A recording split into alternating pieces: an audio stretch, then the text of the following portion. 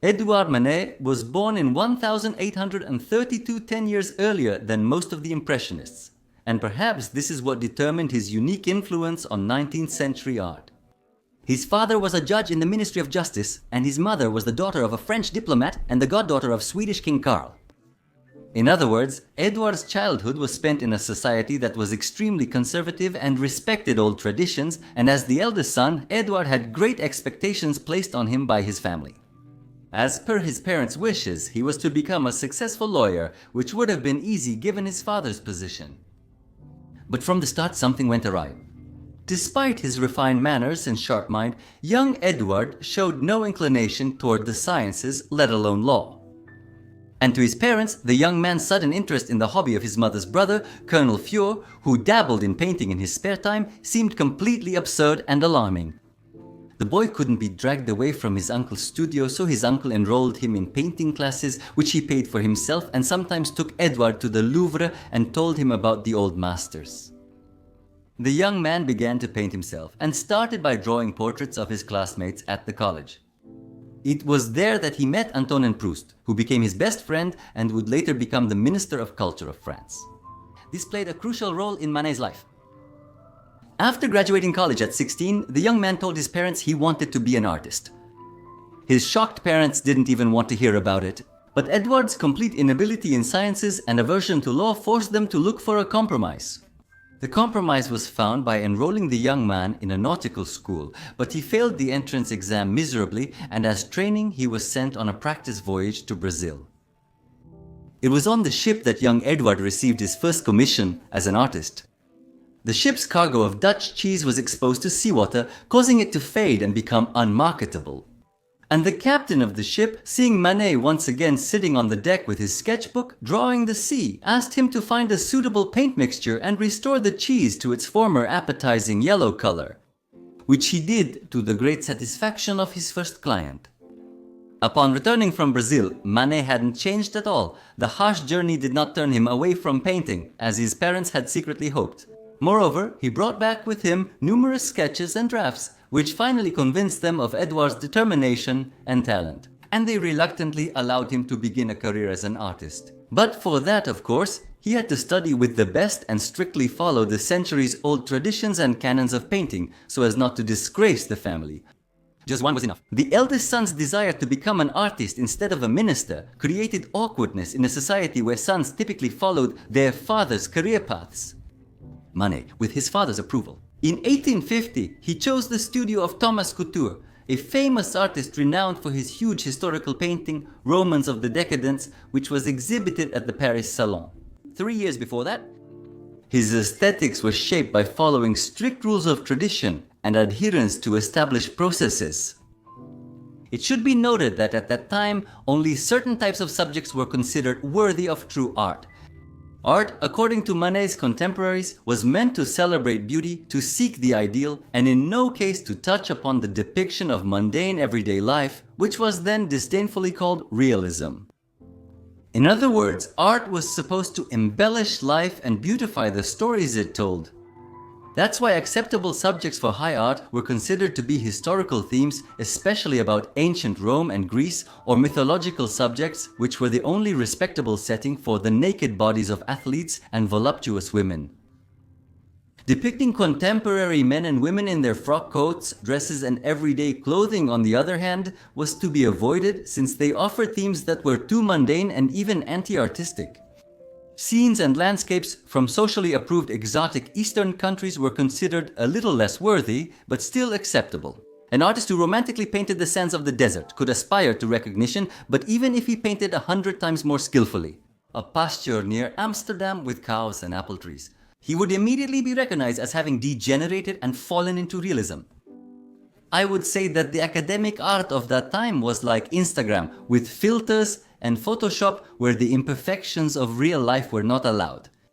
But over the hundreds of years of painting, there weren't many new heroic subjects, no new myths were born, and no one released a new Bible, while any new painting style was automatically rejected.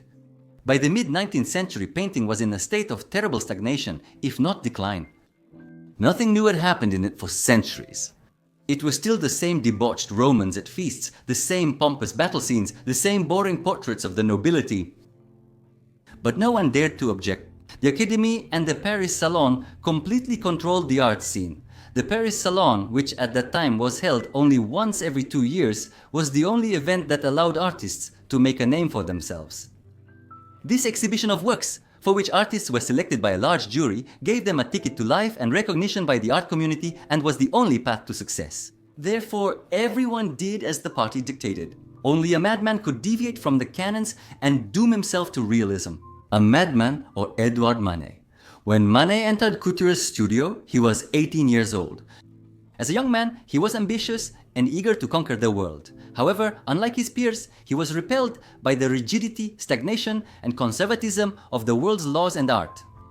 From his youth, Manet was fascinated by the world around him, eager to capture its beauty on canvas. In his studio, a real struggle ensued.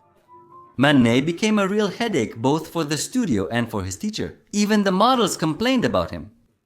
For depictions of ancient Greece, rounded female bodies and muscular male bodies were accepted. And the models would come to the studio and strike what they thought were heroic and expressive poses, which to the young Manet seemed artificial and pretentious. The models, however, were very proud of their bodies, and if a painting featuring them was successful, they took it personally as well. Therefore, when some unknown youngster tried to give them more natural poses or horror of horrors to drape their luxurious beauty, they became truly indignant. So the young artist constantly found himself at the center of someone's discontent. A year later, Manet broke with his teacher and furiously left the studio, but apologized after his father insisted he return, remaining just as much of a pain in the ass for everyone, and never accepting the ideals of classicism which seemed vulgar to him. Generally, everyone felt relieved when, after 5 years of apprenticeship, in 1856 Manet finally left the studio. He was 23 years old at the time, and despite constant confrontation with his teacher, he left there having fully mastered the art of painting. And of course, as soon as Manet broke free from the studio, he directed all his efforts precisely toward what his teacher so despised and what he himself truly wanted: the beauty of life. Manet is not interested in unrealistic wax dolls. He wants to tell stories about the world around him. Being well off, he travels a lot. He goes to the Netherlands, Italy, studies the works of the old masters, and falls in love with Velázquez, whose influence we will soon notice in his paintings. In 1858, he paints his first independent work, Boy with Cherries. A quite ordinary subject that you could see on any street. Look, in this painting we clearly feel the influence of the old masters. He seems as if he stepped out of a Greek myth. And his next painting, which Manet created for the Paris Salon in 1859, would become a recklessly bold statement by the young artist. The absinthe drinker shows us a drunkard wrapped in some kind of rag down and out, and next to him is a glass of absinthe. What do you think? Did they accept a painting with a street drunkard into a salon full of pompous paintings glorifying ancient Rome? Well, of course not. The jury was almost unanimous in voting against it, including Manet's former teacher, Couture, who was outraged that Manet had stooped to realism. This was the first, but by no means the last rejection in the artist's life, and you will soon see what powerful resistance Manet's ideas would face. Appearing at the salon in those days was like a young girl's debut in society. It's like the first round, a chance to show your skill to the world, the first demonstration of talent to the public, and the jury's rejection deeply wounds Manet's confidence. He returns to classicism and for a while doesn't dare to experiment. During this period, his characteristic manner of depicting bodies appears for the first time, partly inherited from Velázquez but transformed. Look at the face of the girl in the painting Portrait of Madame Brune. Done in pale tones, as if overexposed. There are no half tones, only light, smooth skin and clearly defined shallow shadows. It is this manner, without heavy shadows, that we will see in his paintings. And it is this feature that will become characteristic and the most hated trait of Édouard Manet's paintings, making faces and bodies seem almost two-dimensional and at the same time luminous. But storming the salon is necessary. There simply aren't any other options. There is still no Salon of the Rejected, nor any solo exhibitions, and the official salon is the only path to fame. There was no salon in '60, so only 2 years later, in '61. Manet makes a second attempt and submits two paintings to the jury, Portrait of Mr. and Mrs. Manet and The Spanish Singer. This time, both paintings are accepted and 61 marks the year when Manet first comes into contact with the public. The small portrait of his parents went unnoticed, but the singer's performance was effective. In this painting, the very traits of Manet that would later make him scandalously famous are already beginning to appear. This is realism again, but softened because the painting's hero still doesn't belong to the typical Parisian circle. His national costume lends him a theatrical and romantic air, concealing the ordinary. Was that enough for the jury to even award Manet an honorary prize? Don't forget, he was still from a respectable family. Théophile Gautier, the French writer and critic, commented on the painting. In this life-size figure, painted with thick impasto, a bold brush, and true color, there is a lot of talent. Thus, Manet received his first and, for many years, his last positive review. In 1862, his father died and left Édouard and his two brothers a whole fortune. And this creates a unique condition, unavailable to the vast majority of artists. He doesn't have to endlessly try to sell his paintings or worry about the reaction of the art community. His well-being is not at risk if he can't sell a couple of paintings. That means he has the freedom to paint the way he sees fit, the way he wants, as his heart tells him and his eyes see. Manet, encouraged by positive reviews from the 1861 Salon and having gained financial independence, regains confidence and resubmits his work to the 1863 Salon. He presents a painting that will cause a real scandal, will be indignantly rejected, and will mark the beginning of an endlessly difficult path for the artist. Let's pause at the 1862 painting, which will become a milestone in the artist's development and the history of painting as a whole. In 1862, he painted the garden at the Tuileries, depicting the bohemian crowd that gathered twice weekly at the Tuileries Palace for music, socializing, and merriment among young ladies and gentlemen. Manet, being part of the upper bourgeoisie circles, had access to these gatherings. Emboldened by praise and driven by a desire to paint life as it is, he created a painting that baffled all his contemporaries. You probably remember from my videos about Claude Monet and Renoir that scenes of social life outdoors would soon become very popular among the Impressionists. Watch them if you haven't yet. And it was this painting by Manet that started this tradition.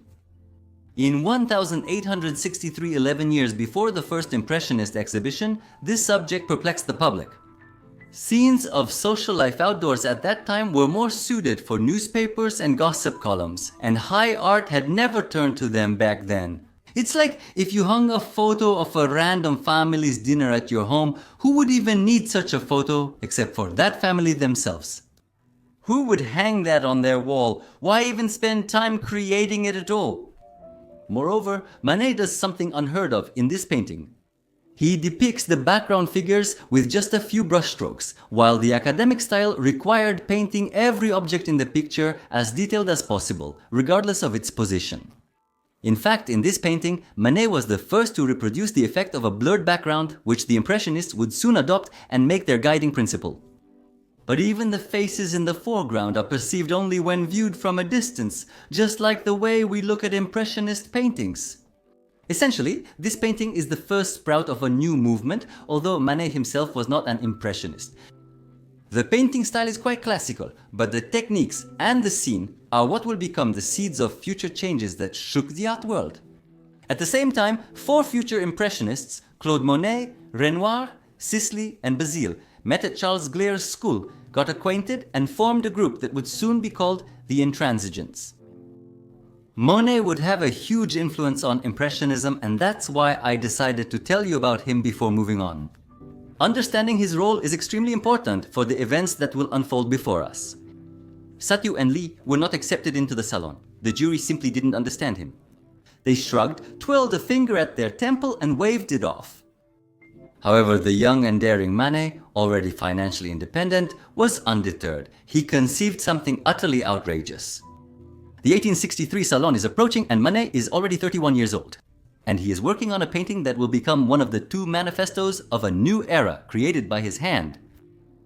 He decides to take the Salon by storm, so he works on a gigantic painting 2.5 by 2 meters, the largest the artist has ever created.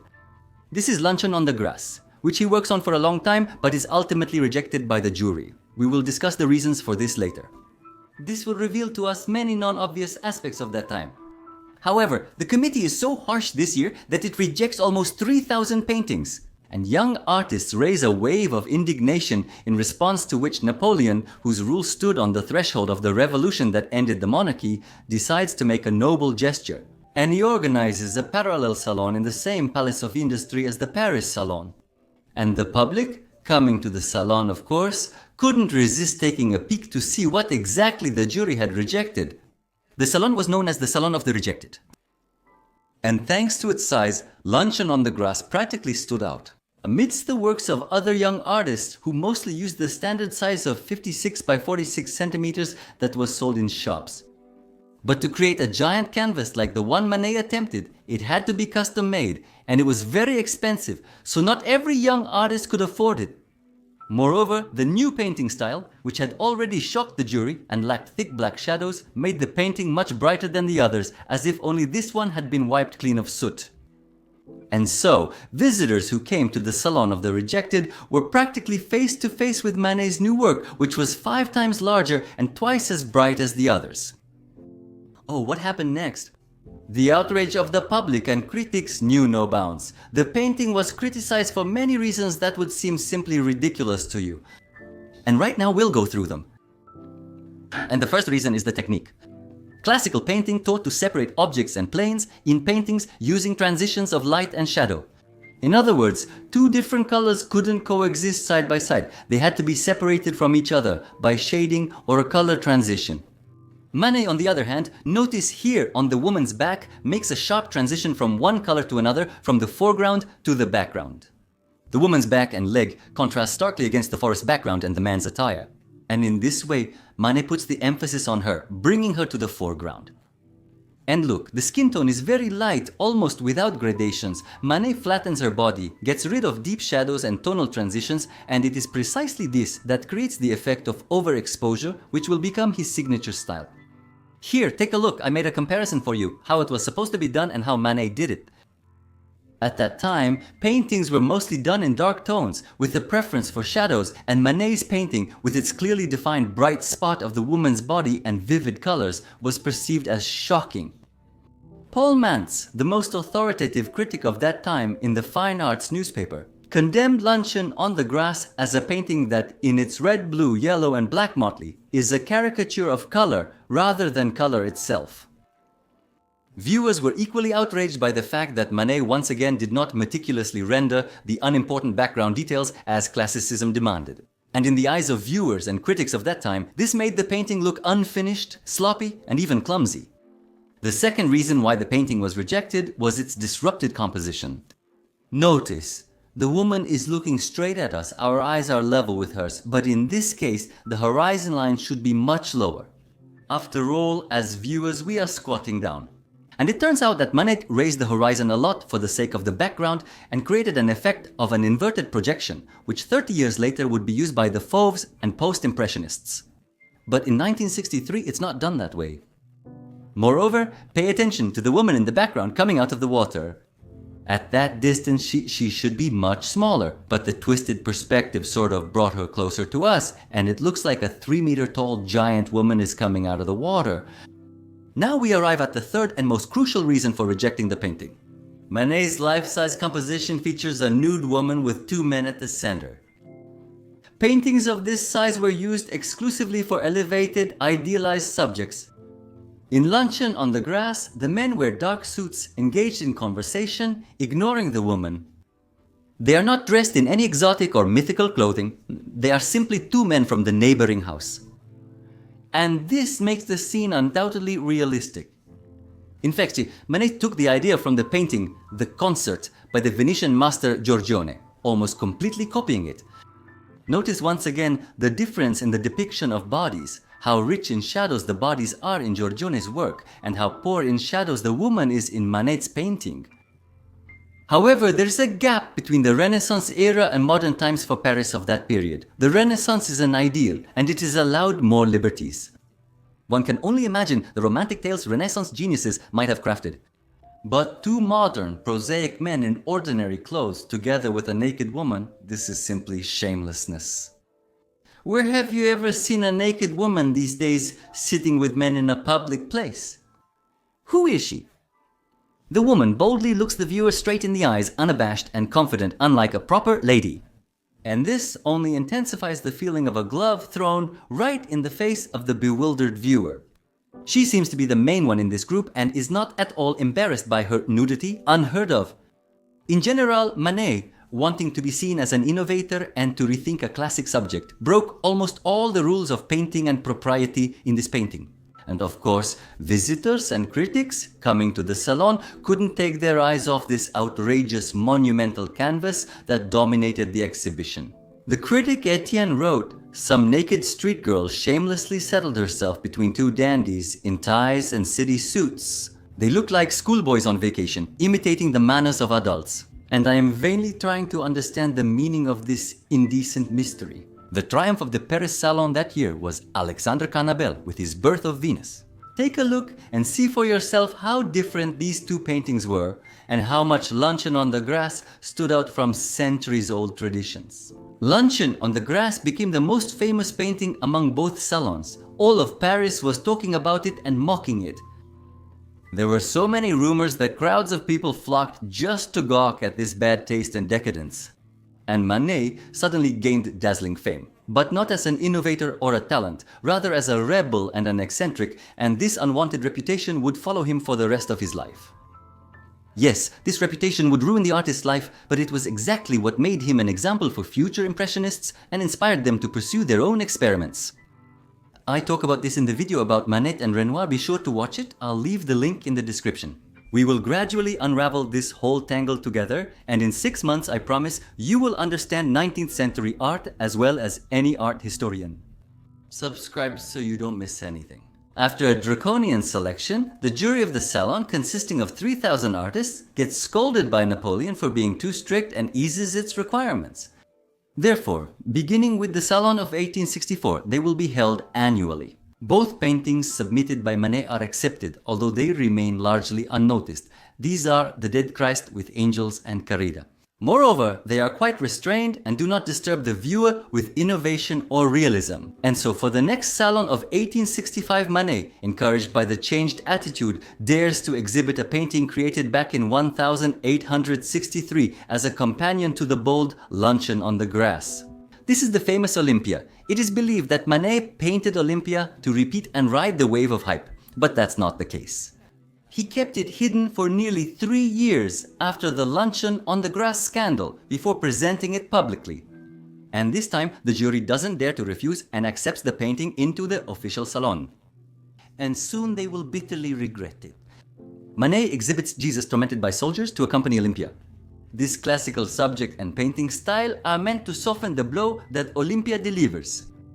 The painting, also impressive at 2 by 1.5 meters, stands out against the other canvases which are traditionally done in a dull dark palette. Olympia's almost white, overexposed looking skin is painted in exactly the same manner as in Luncheon on the Grass. It's as if a spotlight highlights the pale body against the dark background. Manet deliberately contrasts Olympia with her dark surroundings, a black cat, a black maid, which further emphasizes the whiteness of her skin. Visitors who come to the salon are immediately drawn into the orbit of this painting, but unfortunately for most viewers, it provokes feelings of disgust and anger. And now I'll tell you one extremely important detail that will help you fully understand the public's attitude toward Manet's work.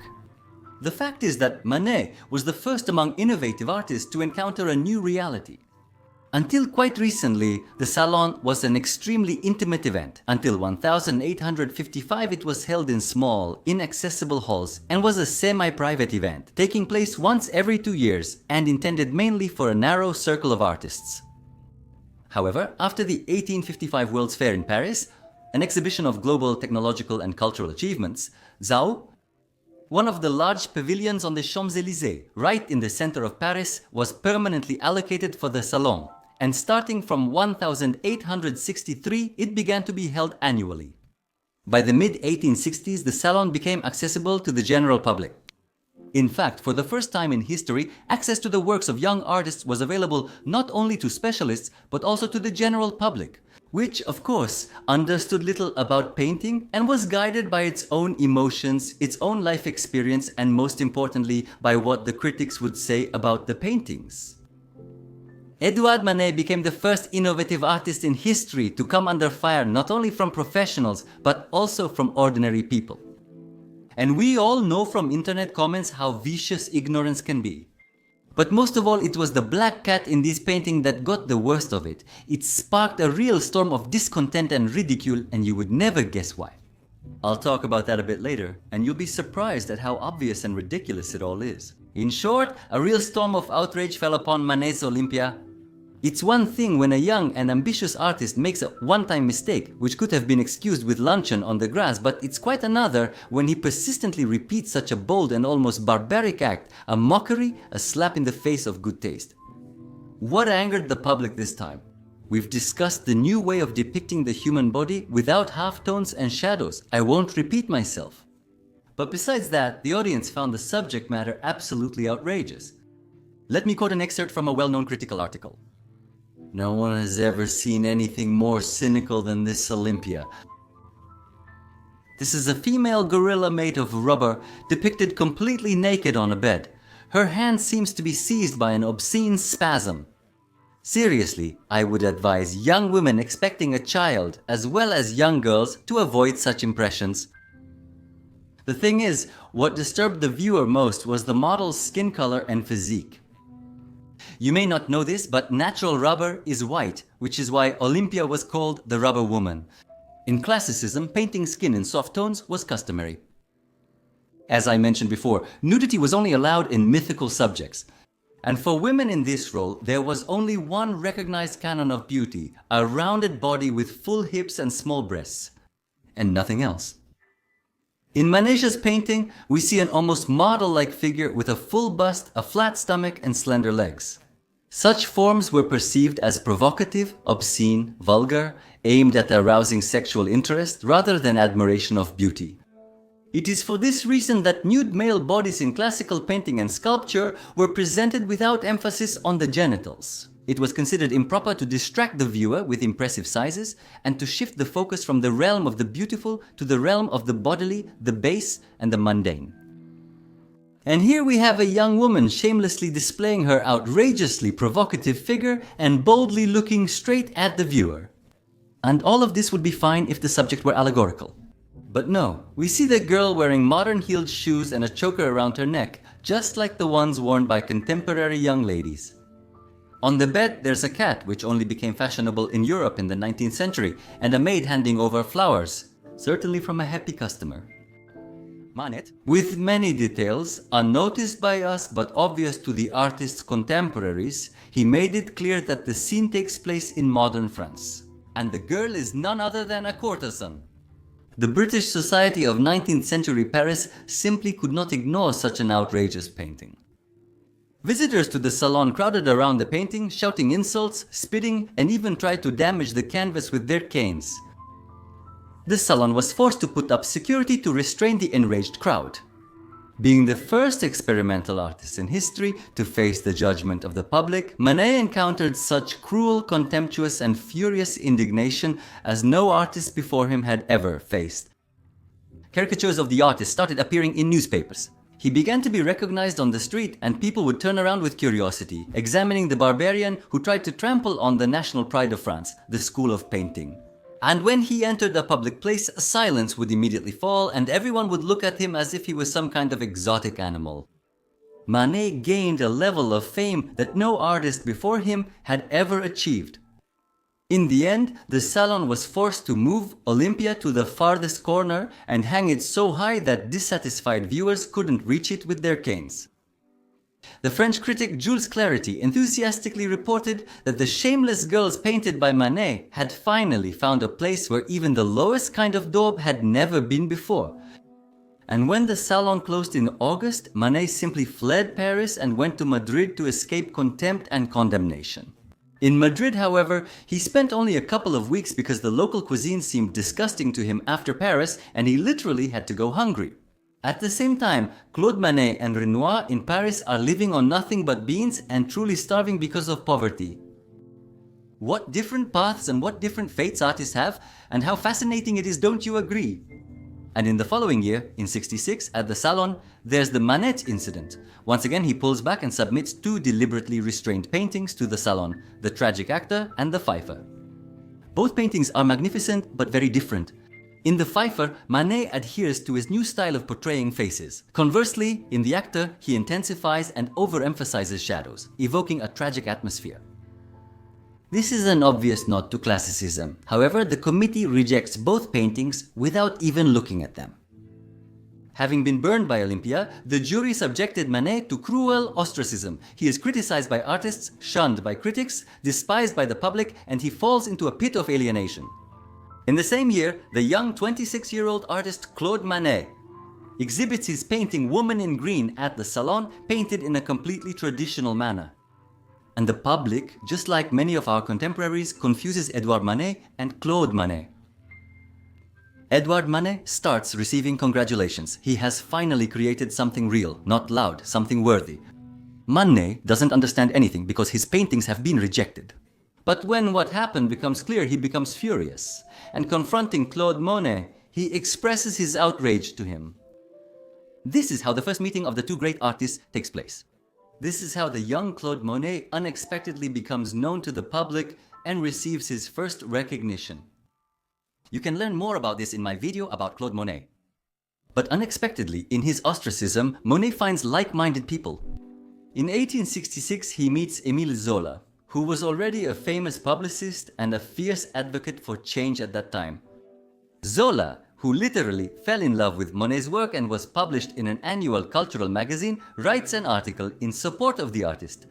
I'll quote a few words from it. We have an interesting case before us, which can be summed up in 2 words as follows. A young artist naively trusted his own eyes and observations and began to paint without regard for the unshakable rules of the Academy. The paintings he created were distinguished by an amazing richness and strength that offended the eyes of viewers who were used to completely different techniques. And so these people, without even trying to understand what offended them, attacked the young artist, began to disparage his talent, question his integrity, turning him into some kind of clown who sticks out his tongue at onlookers for their amusement.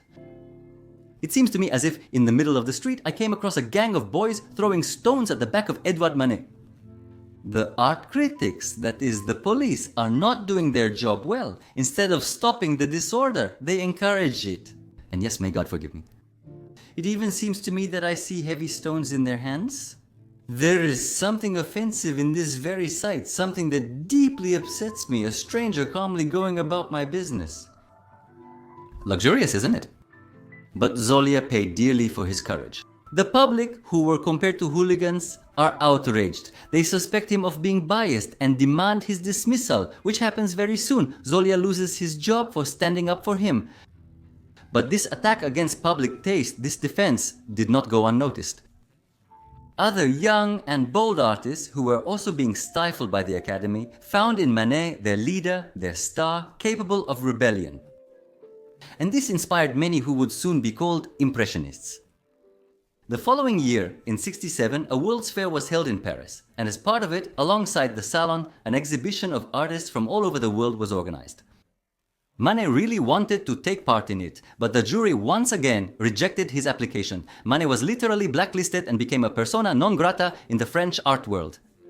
But they picked the wrong person to mess with. The artist couldn't miss such an opportunity, so he got permission and built his own salon near the exhibition and the Champs-Élysées. In fact, it was a Baroque where Manet displayed 25 paintings, including Luncheon, On the Grass and Olympia. Manet sincerely believed that the public simply failed to recognize his talent, that they were influenced by the critics' slander. People from across Europe, unaware of Parisian society's condemnation, visited the World Exhibition in droves. It made sense to show them his creations. Manet thought that if not the Parisian public, then at least others would notice his talent, but unfortunately, that did not happen. The critics and the public once again launched into biting attacks, but this time the uproar had another side to it as well. Manet's efforts and his scandalous fame became so noticeable that the jury's reaction to the paintings he submitted to the Salon itself became a subject of close public attention. Parisians wondered if they would accept them, even placing bets on it. What else will this madman do this year? And what about the jury, who had already rejected the artist's paintings several times in a row and were under the magnifying glass of public curiosity? They simply couldn't afford to refuse again, otherwise they could have been suspected of being biased. Additionally, financial interests were involved. Manet became so scandalously famous that people would simply come to gawk and spit at his latest creation. And there was an entrance fee. And seeing the difference in the salon's income with Manet and without him, the jury was faced with a difficult choice: tradition or money. And of course, money won. And the next year, in '68, both paintings that Manet submitted to the Salon were accepted. This is the sincere portrait of Émile Zola and Woman with a Parrot, in Zola's portrait, painted with great sympathy and skill. It was impossible not to see the artist's talent, and it was met with reserved approval. But critics couldn't just change their attitude 180 degrees right away, so Woman with a Parrot was mocked again. In fact, the public had already started to hunt for Manet's paintings. Mocking his painting style became a favorite pastime of Parisians. An even bigger scandal happened at the Salon of '69, where Manet once again submitted two paintings, The Balcony and Luncheon in the Studio. This time, the balcony became another attraction for the crowd. And now, let's try to put ourselves in the shoes of a 19th century layperson who had never encountered art before, especially experimental art. How do many people, both past and present, judge paintings? For an inexperienced viewer, there is only one criterion: whether it looks like what they see in real life or not. Well, or what the critics say. Manet fell into a double trap here. First of all, he doesn't paint in detail, as classicism required, the secondary objects in his paintings. He focuses on the central figure, and to the average viewer, the background and secondary objects seem ugly. Secondly, being an adherent of realistic painting and conveying everyday beauty, Manet steps into a territory where every layman considers himself an expert. After all, everyone has seen cats and dogs, parrots, ladies in dresses, and they are sure they know exactly how they should look in paintings. An ignorant crowd, lacking its own opinion about art, can judge only by one criterion: resemblance. And now, as I promised, let's return to Olympia and take a closer look at the cat. Manet sketched it without attention to detail, simply to accentuate the beauty of the woman's body, just like we throw beautiful pillows on a sofa. But an unprepared viewer, of course, doesn't understand this and grabs onto the only thing they can evaluate: similarities. That's why, where Manet is simply careless, they see a creepy, cross-eyed cat. And the same thing happens with the balcony. Where have you seen a green balcony? The audience, already used to looking down on Manet, shouts joyfully, "And this dog, did he paint it with his foot?" These women have rather unpleasant faces, and their wrinkled dresses, it's a disgrace. How can a woman go out in public looking so untidy? You may have come across armchair experts on the internet who latch onto some insignificant detail while ignoring the main point. If you post a photo of a flower you grew in your garden, they'll comment that their grandmother grew flowers 100 times more beautiful. If you post a photo of a cake you baked, they'll be sure to criticize the perfection of the cream rose you accidentally smudged with your hand.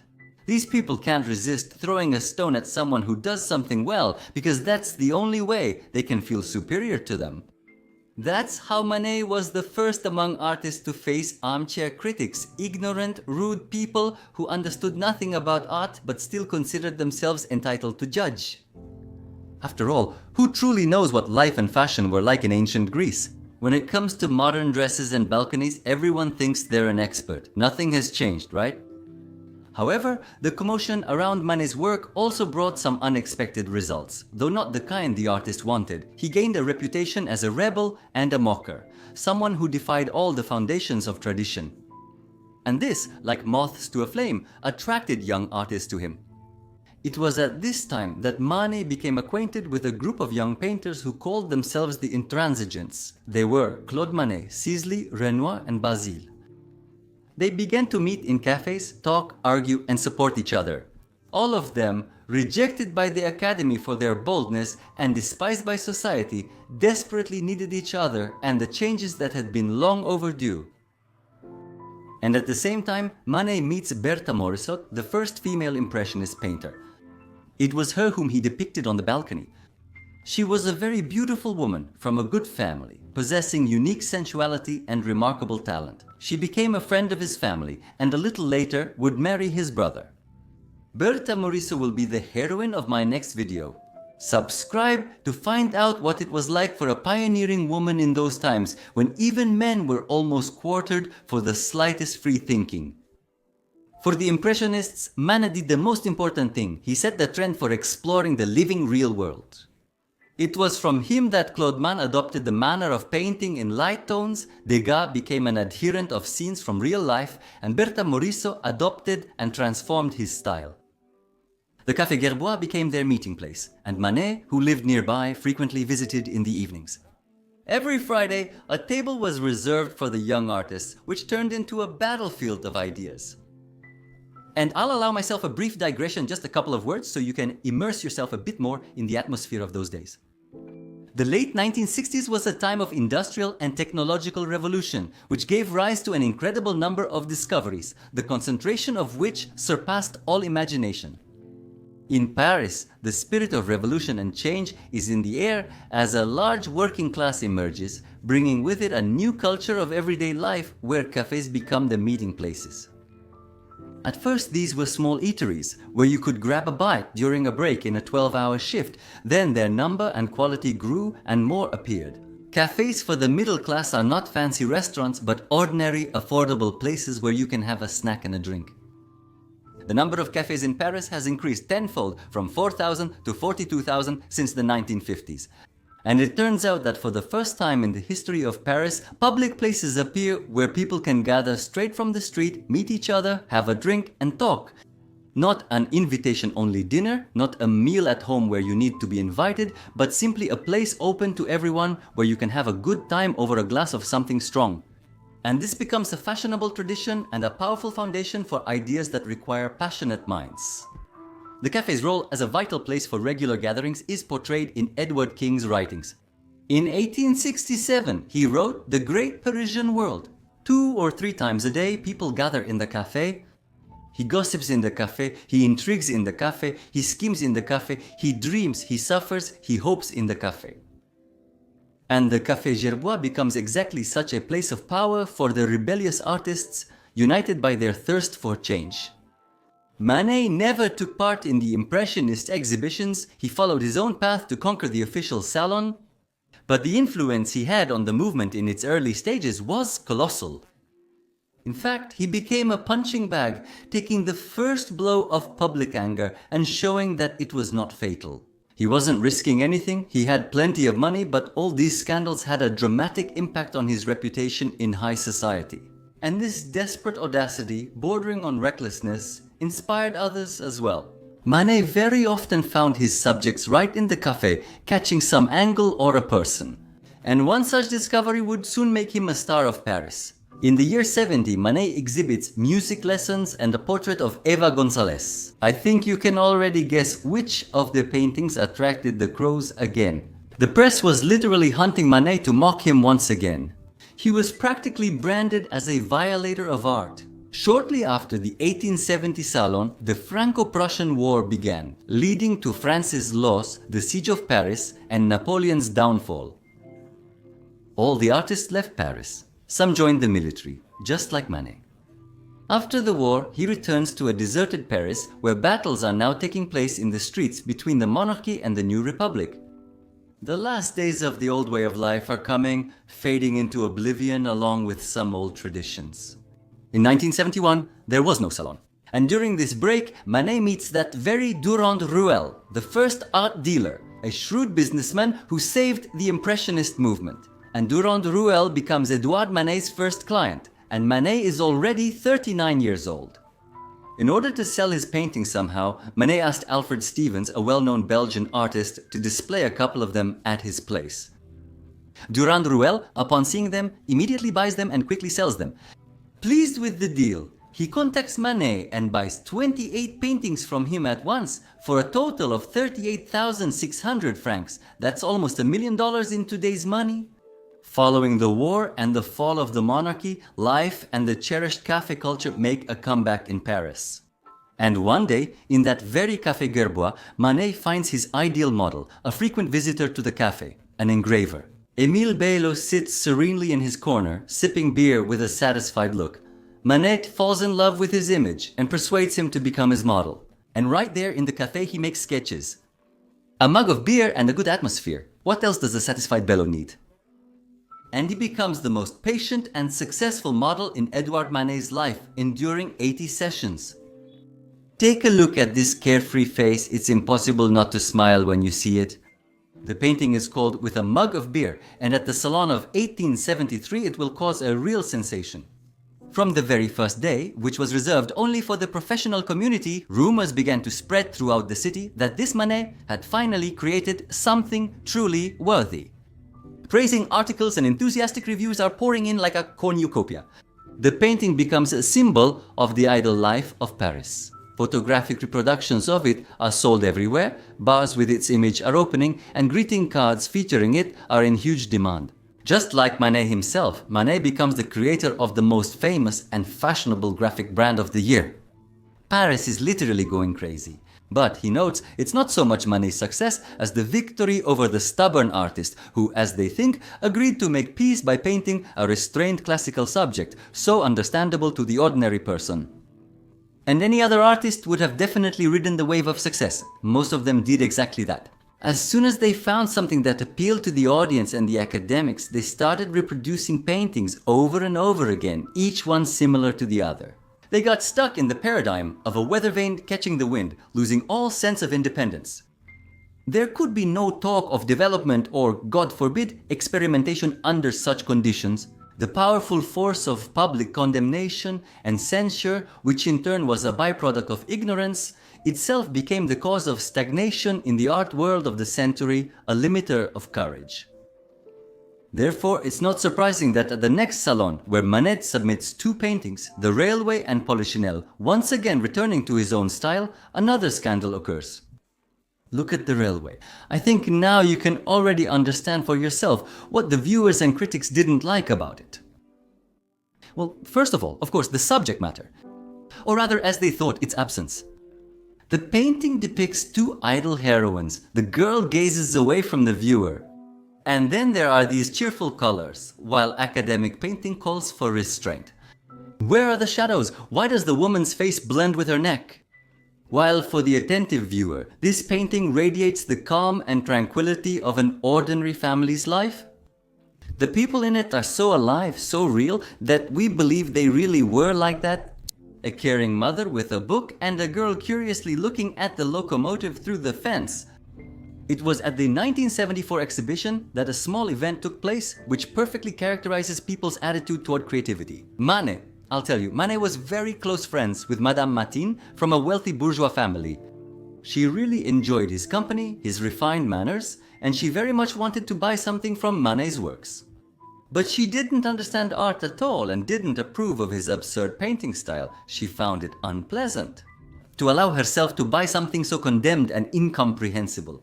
She simply couldn't. She was afraid, but she really wanted to please Manet. "How can it be that such an outstanding person paints in such a barbaric manner?" she exclaimed.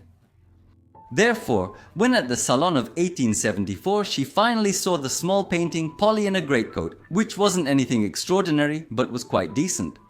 Madame Matin quickly bought it, hung it in her living room, and immediately showed her goodwill by inviting Manet over as a guest.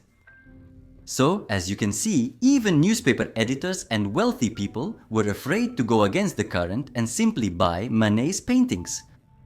Can you imagine the courage it took for a person from high society to paint them year after year, facing ostracism?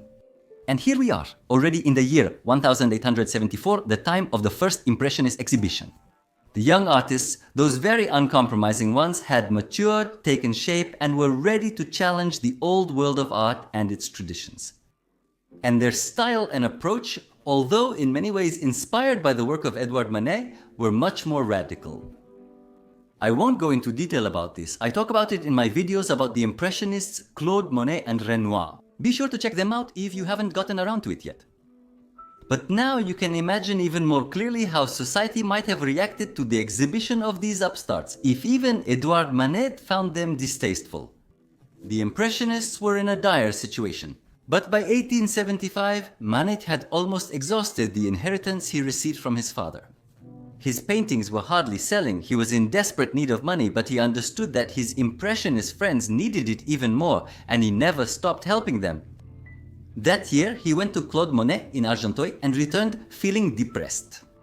He writes to his friend Théodore Duret, "Yesterday I went to Monet. I found him devastated and completely beside himself. He asked me to find someone who would buy 10 or even 20 of his paintings, at their choice, for just 100 francs each. Do you want us to make a deal together that is 500 francs each? Of course, no one, and especially he, will know that we are the ones doing this business." I thought about telling him about a merchant or some amateur, but I see a possibility of refusal. Okay, unfortunately, you need to be as knowledgeable as we are in order to make an excellent deal, despite your possible resistance, and at the same time do a favor for a talented person. Reply to me as soon as possible or arrange a meeting with me. Can you imagine the great Claude Monet was begging to sell his paintings for only 100 francs each? The Impressionists, booed by the public, were so unwelcome that collectors refused to take their paintings even for free, believing it would devalue their collections.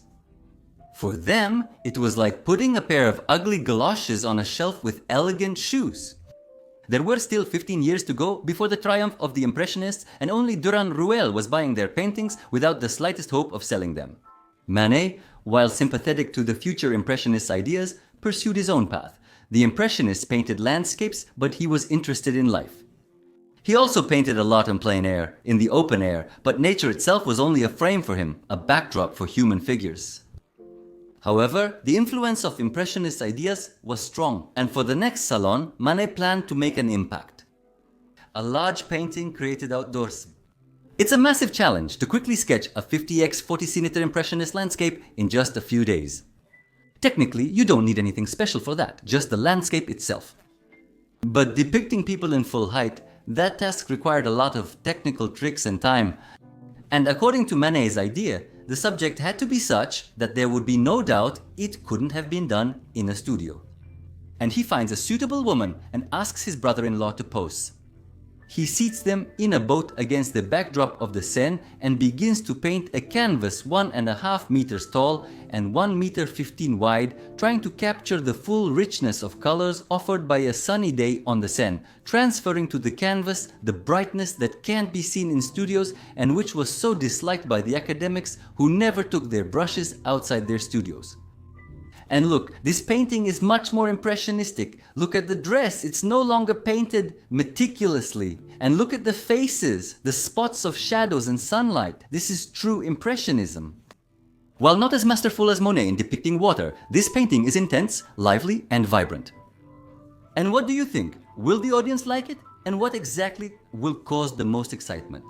Of course, at the salon, the public found the painting too bright.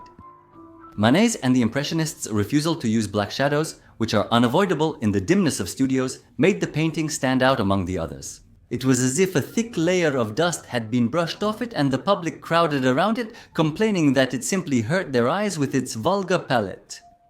But what outraged the viewers most was the water. "Where have you ever seen water of such a bright blue color?" the public protested. Water is transparent, but its blue color comes from the reflection of the bright blue sky on its surface. And this effect was borrowed from the Impressionists, who called it a reflection. Usually our brain filters out the color of objects from the influence of lighting. And we see trees as green both during the day and at sunset, although if we take a photo of them, we'll see that the sunset sun colors the forest crimson. Similarly, the blue sky is reflected as a blue tint on the water's surface, but the brain automatically filters it out and continues to see the water as simply clear or brownish. Naturally, a 19th century person wasn't prepared for such a mind-bending concept. They wanted murky, swampy sludge, which is exactly what the Seine was like in those days. And besides, these characters were, first of all, not attractive, and secondly, somewhat unrefined. And what are they even doing there other than sitting? I think they would have liked it more if Manet had put a piano in the middle of the boat. That would have created a clear scene, the kind the audience really wanted to see. The audience didn't understand that people could be depicted just like that, inspired by a falling shadow or the composition. Admit it, when we look at this painting now, it's absolutely impossible for us to understand the reason for such a furious reaction. And it's very important to go through this whole journey together with the artist and understand the mood of the crowd in order to learn to see what was innovative and original in the paintings of the geniuses of the 19th century and why they are so valuable. The Salon jury was so outraged that they wanted to hurt Manet as much as possible. How much more can one take? We have put up with him for 10 whole years, but despite our patience, he is incorrigible. First, he violated the nude with his Olympia, and now he's taken the canvas outdoors, stripped it of shadows, and dares to show this gaudy spectacle to the respectable public. Moreover, he has spawned a whole brood of these impressionist monsters who every day drag ever more garish and sloppy paintings from their plein air sessions. He needs to be taught a lesson. The uproar was so severe that Manet's painting was rejected from the Salon the next year in 1876. And for the Salon he submitted an absolutely charming and very impressionist painting, Belly. Look at these shadows, the patches of light, the clearly visible brushstrokes, and you'll see the tremendous influence of Impressionism. Upset by the rejection, Manet angrily decided to exhibit his paintings in his studio. And by that time, the artist was so well known that crowds of people flocked to the exhibition. It became fashionable to visit his studio. Through persistence and determination, Manet gradually made Paris recognize him as a major figure over the years, proving the jury had miscalculated. Manet's studio became the most popular cultural pastime in Paris. People eagerly went to the exhibition, although they often left biting comments in the guest book. Moreover, the press took Manet's side. Suspecting the Salon jury of being biased, the press, to its credit, attacked the jury with accusations. And that's why the following year, Manet's paintings, this time both painted in his studio, were accepted again. Although one of them, Nana, based on the novel by Émile Zola, was later rejected because it clearly depicted a courtesan. Manet's desire to see and capture real life as it is was still tripping him up. Manet, of course, was remarkably persistent, and although the most progressive segments of society were gradually coming over to his side, he suffered greatly from the lack of recognition that he knew he deserved. He listened to the opinions of friends and the press and found great comfort in them, but it still didn't change the situation. Being a true Parisian, he couldn't live anywhere but Paris. He needed society gatherings, all his being craved high society, and he really wanted to finally be accepted. Every day he saw much less talented but more obedient artists being praised, basking in glory and wealth. And he himself had spent almost all his fortune to change art, to tell Paris that true beauty is not in imaginary mythical and heroic stories, but in the simple life around the corner. In a girl watching a train in the sunlight, on the dress of a woman, in the Spanish guitarist. Beauty doesn't need to be invented, it doesn't need to be embellished, it's here right now. Just reach out your hand and wipe away the film of shadows brought on by the gloom of half-blind studios. Manet sent 2 paintings to the Salon of 1881, painted outdoors, and the other in his studio. These are At Father Latil's and a portrait of Antonin Proust, his old friend from school, who had already become the Minister of Culture. And then changes came in 1881. There was a real revolution in the organization of the Salon. The government, constantly criticized for bias and corruption in the Salon jury, withdrew its representation from the commission and introduced a new rule. The jury members are no longer chosen from the same distinguished artists, but by a general vote of the artists participating in the Salon. This unprecedented innovation led to the formation of 2 roughly equal groups in the Salon jury in 1981, traditionalists and innovators. For this Salon, Manet submitted a portrait of Pertuisier, a famous lion hunter, and in it he adopted colored shadows from the Impressionists for the first time. After seeing this effect in Claude Monet's work, Édouard Manet runs out onto the snow in winter and notices that the shadows on the snow are indeed slightly tinted violet. Astonished, he decides to reproduce this discovery and paints this portrait. By tradition, the Salon committee would make a first round through the exhibition to select candidates for awards. There were 2 main awards, the first and the second. Both of them allowed the artist to exhibit at the salon for the rest of his life without competition or jury. When the committee approached Manet's portrait, a heated discussion began between those who wanted to include Manet on the list of candidates and those who were against it. And the chairman of the committee, Cannabel, who belonged to the Traditionalist Party, stated, thus deciding to be ironic and being sure that with a large vote, the painting would not pass. Gentlemen, perhaps among us there is not a single person who could paint this face in the same way, implying that everything else is not worth our attention. And Manet's painting was added to the list. When the vote took place, Manet's painting was short by 2 votes, a heated discussion began, and Manet's supporters practically managed to force 2 artists to change their votes. The result shocked all the traditionalists, even though the chairman of the committee himself voted against it. The awarding of the prize to Manet caused a huge stir and divided all the other artists in Paris into 2 camps. The traditionalists even proposed creating a blacklist of artists who dared to vote for Manet. There were 17 people on that list. But the outraged traditionalists had to admit that Manet's influence on young artists had become enormous. Confronted with his incredible persistence, young artists became inspired by new ideas, and many of them abandoned strict rules, dark shadows, and working in studios.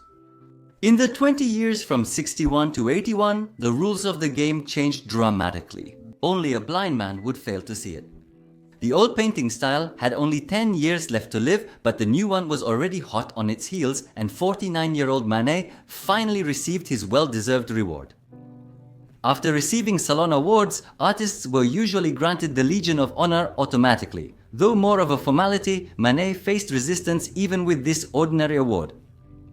The Minister of Culture was his childhood friend Antonin Proust, and he, having enlisted the support of Léon Gambetta, the Prime Minister and also a friend, Monet submitted the list to the President of France, Jules Grévy, and when he saw Monet's list, he said he would veto the award. Can you imagine? Even the President of France was against Monet, but Léon Gambetta objected.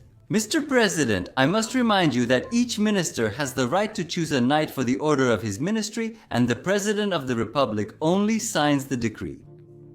And after receiving such a rebuff, the president signed the decree awarding Manet. Manet was overjoyed. These awards are trivial in themselves, given the circumstances of 20 years of struggle and refusals.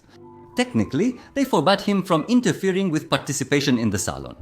And from the point of view of society, and importantly high society, which is obsessed with conventions and traditions, they rehabilitated the artist, elevating him to the rank of the revered. These awards simultaneously signified the triumph of aesthetics over traditions, which had long become outdated and whose foundations were already shaky. Manet was infinitely happy. As a gesture of gratitude, he personally visited each of the 17 artists who had voted for him and thanked them. In the following year, 1,882 Manet exhibited at the Salon for the first and last time without competition. He submitted his final major work, A Bar at the Folies Bergère, to the Salon. Illness had been stalking him for 3 years. In 1879, as he was leaving his studio, he suffered an attack and collapsed. It was paralysis of the nerve center, ataxia, an incurable disease that would confine him to a chair in 3 years. He can't walk, but he can still write, although large subjects and painting outdoors are no longer available to him. But of course, he couldn't accept such a situation, deprived of movement just when he had achieved everything he had worked so hard for. The legs that had carried him so long and painfully toward his goal betrayed him as soon as he reached it. He was simply going out of his mind, trying with all his might to get rid of the illness. He could have lived long with his illness, but simply living wasn't enough for him. And he turns to various healers and poisons his body with all sorts of junk, hoping to get better. He takes spornia, which brings temporary relief, but requires larger and larger doses, and eventually he gets blood poisoning. In April 1883, Manet develops gangrene in his leg. His leg is amputated, but after the operation, he never regains consciousness, remaining unconscious for 17 days. He died on April 30th, 1883, at the age of 51. Surrounded by friends and family just a year after receiving recognition, he never saw it in its entirety, because for that, he would have had to live another 30 years. But he definitely would have been uplifted in just a year, and in 10 years he would have been moved to tears with happiness because his friends couldn't allow his legacy to remain condemned. After Manet's death, his friends decided to organize a posthumous exhibition auction for him. This was a common thing for famous artists, but with Manet, everything went completely off plan, not according to the plan of those who didn't like him. His friends suggested finding a prestigious venue for the exhibition to give the event significance through the place itself. Antonin Proust, a member of parliament, and Manet's best friend Théodore Duret took charge of the matter. As the venue, they chose the School of Fine Arts, a highly respected institution. Duret went to the director of the school, but received a firm refusal. There would be no Manet at the School of Fine Arts. The refusal was expected, but the friends couldn't bypass the director. They needed this rejection in order to go higher, to Jules Ferry, who was the Minister of Culture at the time. At this stage, Proust got involved, a former Minister of Culture and a member of the Budget Committee who allocated funds for the arts, whose decisions regarding the budget, including for the School of Fine Arts, were final and binding. Jules Ferry was shocked by the request, but cornered, he still didn't dare refuse Proust for pragmatic reasons. However, showing their displeasure, the friends did not stop there and went to the president, deciding to invite him to the exhibition as well.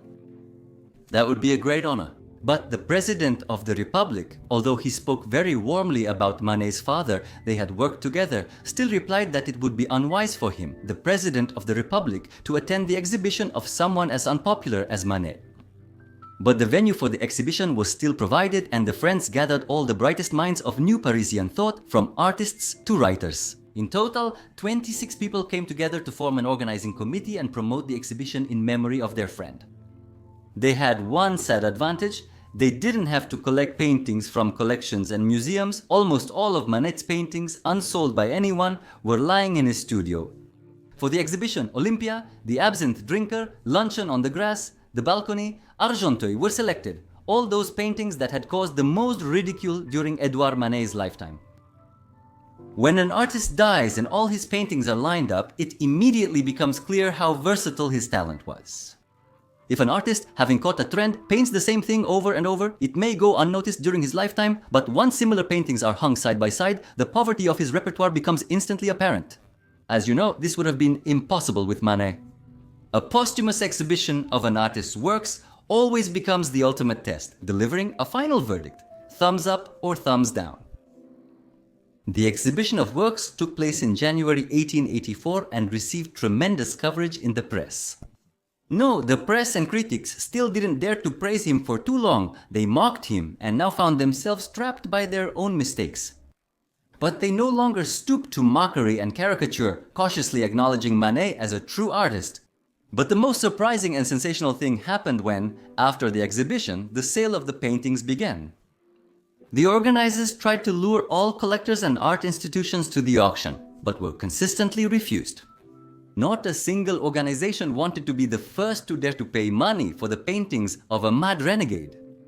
But Monet's entire journey, all the scandals, made him so famous that every dog in Paris knew his name. And the news about the sale of the paintings aroused everyone's curiosity. Would anyone really dare to pay money for his paintings?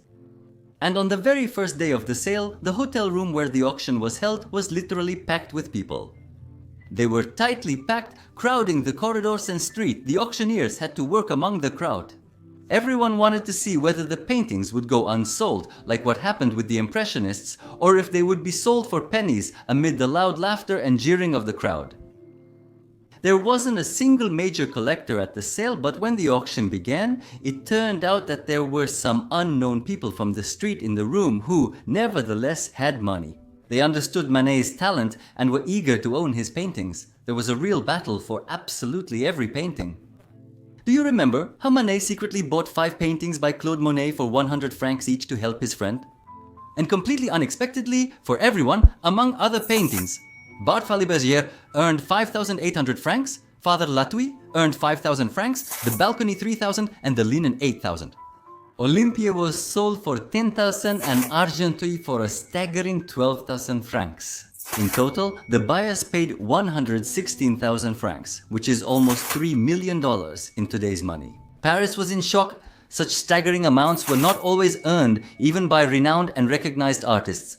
The audience that came to laugh left in confusion, puzzled and not understanding what had happened. However, the final test and the most important exam had been passed, and the real world, which Manet loved to paint so much, gave its verdict with a thumbs up. And 5 years later, the World Expo was held in Paris again, and for the first time, works by the greatest artists of the past century were exhibited there. It was a great honor, and Manet was included in the list of artists. 14 of his works were selected, all the very paintings that had caused the artist so much torment during his lifetime. His paintings stood out for their brightness and uniqueness among the gloomy themes of classicism. And connoisseurs who had come from all over the world flocked to them like moths to a flame and were literally captivated by the artist's works. And watch what happens next. At the exhibition, Olympia caught the eye of a tycoon from the United States, and he decided to buy it at any cost. If you remember, at the auction it was sold for 10,000 francs. He offered an incredible 20,000. But Manet's friends decided that France should not lose this painting, and they came up with a brilliant move. They announced a nationwide fundraising campaign to outbid that price, buy the painting from the widow and offer it to the state, which at that time didn't really want it very much. The fundraising was announced in the newspapers, and suddenly it turned out that Manet had long been deeply loved. The process, under constant attention from the press and the French public, took almost a year, turning into a national lottery. Claude Monet handled everything, including raising the money, which was successfully done. Monet's group offered Olympia to the government as a gift from the people of France, and it was the perfect revenge for France. The most despised and most condemned painting by Monet was offered the very one that started his ostracism. And it wasn't some official who offered it, but those who are the real power in the country, the citizens. Of course, this idea met with strong resistance among traditionalists, and a real behind-the-scenes struggle began, with each side using every possible method. The old school simply couldn't allow Olympia to appear in the State Museum. That would have been proof that they had been persecuting a genius for 20 years. They suggested taking another painting. They suggested the museum on the outskirts of France. They did everything to prevent Olympia. A state institution, but more and more artists were taking Manet's side.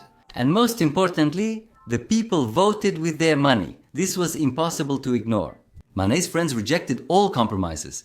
It was a decisive battle between innovation and reactionism, which was of great importance for a France full of life and talent, rotting under the weight of academicism. And by ministerial decree of July 17, 1890, Olympia was accepted into the Luxembourg Museum.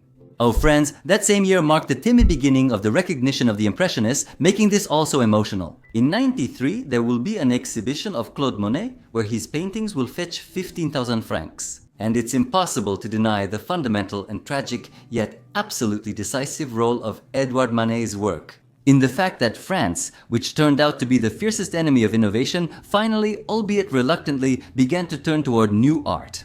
Face to face, a face that soon all artists would paint without black shadows, in a manner invented by an artist so eager for recognition, but who never lived to see his own triumph. Subscribe to the channel and like this video. Here we discuss art in a simple and honest manner. Farewell to all.